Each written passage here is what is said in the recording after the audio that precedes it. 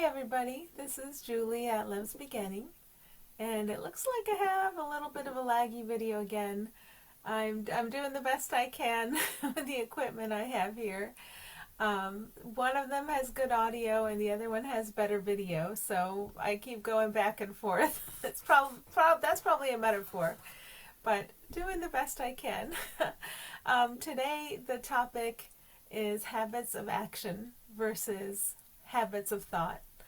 And so what I'm really being encouraged to do is to keep the focus on the thought. When I think I'm controlling an action, I'm fooling myself, and really the focus belongs on the thought. I find myself getting redirected frequently, more frequently than I recall allowing that redirection before. So I appreciate that.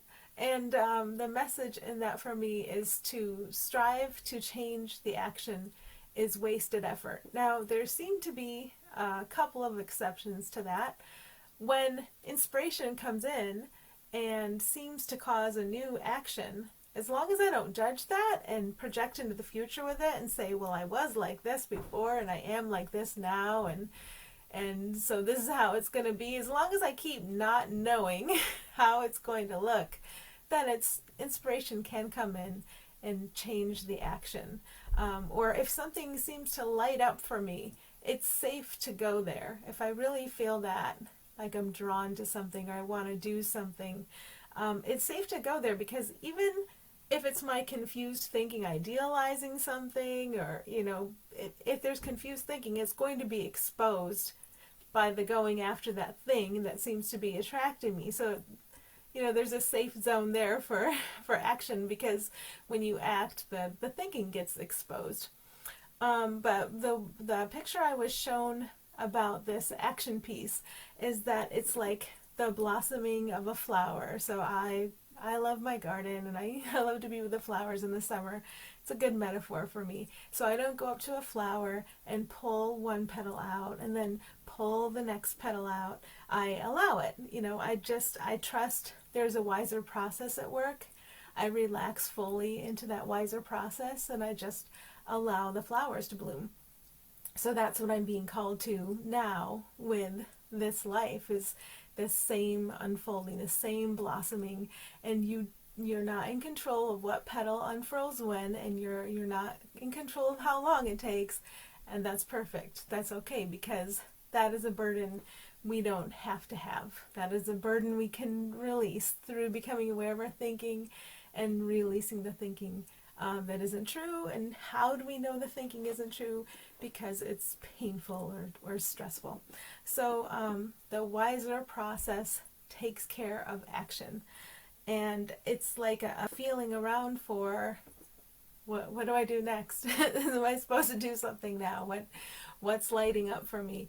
And trusting that, instead of having this overarching structure of, this is what I will do because this is right and this is needed, and all these decisions and opinions about what is needed and what is right and what is called for, those are allowed to collapse when we trust inspiration, but we feel safe because that foundation of inspiration feels very good.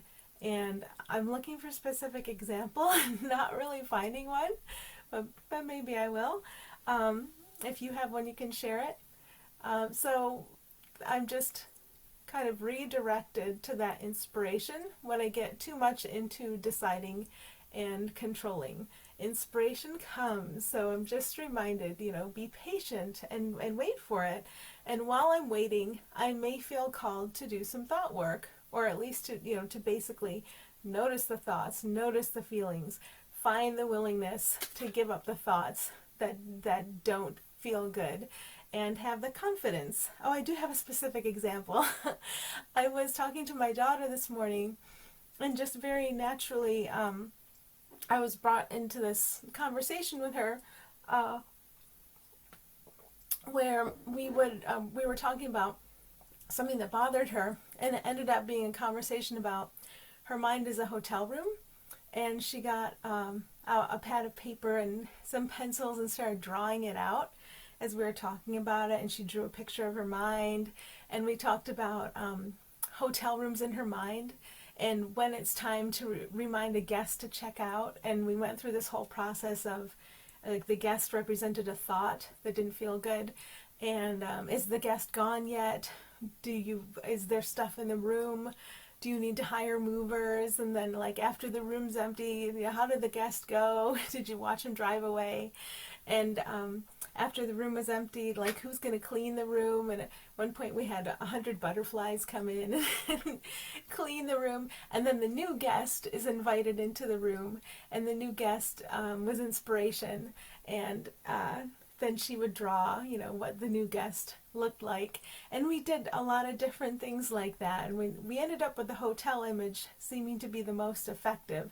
But that was really spontaneous, and I couldn't have planned it, and it just came to us and unfolded and blossomed like a flower. So I feel like the more I do keep my focus on thought, the more I do have those moments where everything's just very easily provided for me and for whoever I'm with, and everything's good. So, who wouldn't want that?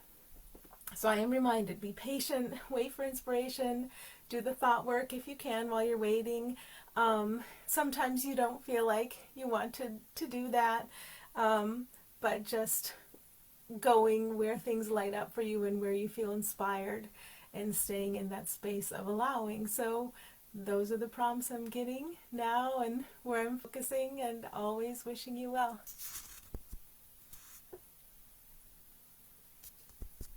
And always trying to end the video.